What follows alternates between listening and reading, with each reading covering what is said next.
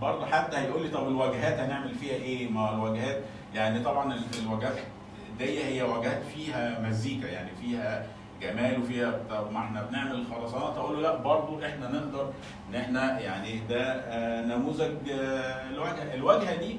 البيت ده معمول فيه نفس اللي موجود في النماذج اللي هي البيئيه، ولكن بطريقه جديده. ده تصميم كله بالحجر وسقف خرسانه، ولكن انا اديته باللمسات بتاعتي الحديثه اللي انا شايفه. يعني انا مش مربوط بقبه ولا قبو ولا اي حاجه خالص، انا مربوط بعلاقات انسانيه بحاول احققها. فالنموذج ده بيقول لي لا، انا مش ده القبب والقباب والبتاع ده حاجه، لا انا اقدر وحد تاني يقدر يعمل حاجه تانيه. ولكن انا عايز اقول ان احنا العماره التفاعليه ملهاش قولبه، مش جوه حاجه. العماره التفاعليه ده فكر، منهج فكري، توجه فكري، اقدر اطبقه لو انا في امريكا، لو انا في كندا، لو انا هقدر اطبقه في اي خامه انا بعملها، هقدر اطبقه في اي مجتمع انا بعمل، لان انا باخد الفكر بتاعي للانسان اللي انا بتعامل معاه. الانسان ده في الاسكا، الانسان ده بشوف هو طلباته ايه وبحاول احققها له. فاحنا مش احنا ما عندناش قالب احنا جواه وبنقول لا انا اتعامل مع الخرسانه واطلع منها حاجه حلوه. الخرسانه ده حاجه من الحاجات الجميله جدا اللي وصلنا لها، وما بنقولش الخرسانه وحشه، ولكن ما احنا عندنا خرسانه وعندنا حجر وعندنا طوب، نقدر ان احنا نعمل ميرج، نقدر نعمل اللي احنا محتاجينه. دلوقتي انا هتكلم على بقى الحجر. احنا خلصنا دلوقتي تعريف العماره التفاعليه، انا هتكلم على الحجر كخامه ليها خصوصيه بالنسبه لنا. مبدئيا في معلومه يعني اعتقد في كتير يعرفها، وهي ان مصر من اغنى بلاد العالم بمحاجر الحجر الجيري.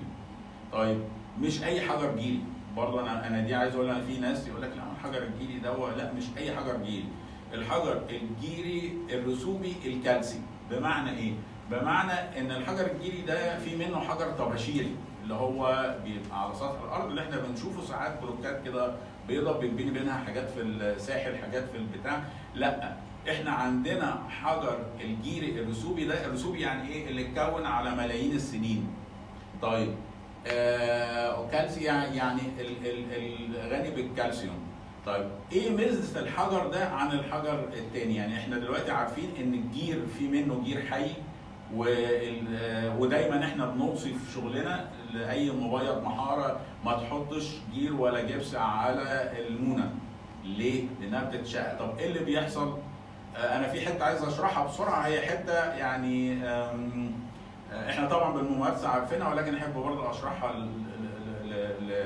لطلاب بقى زملاء المستقبل. وهي ان الجير ده ماده عضويه غير مستقره. يعني ايه غير مستقره؟ يعني بتتفاعل مع الاكسجين وتتفاعل مع المواد العضويه اللي حواليها، بتكون اكاسيد بتاكل اي حاجه. مثلا لو في كان حديد، لو في مسمار، لو في اي حاجه بتتاكل. تاني حاجه انها لما بيجي لها ميه، هي بيحصل التفاعل ده، بتسخن، بتبخر الميه بسرعه. فاحنا بنستخدمها في ايه بقى؟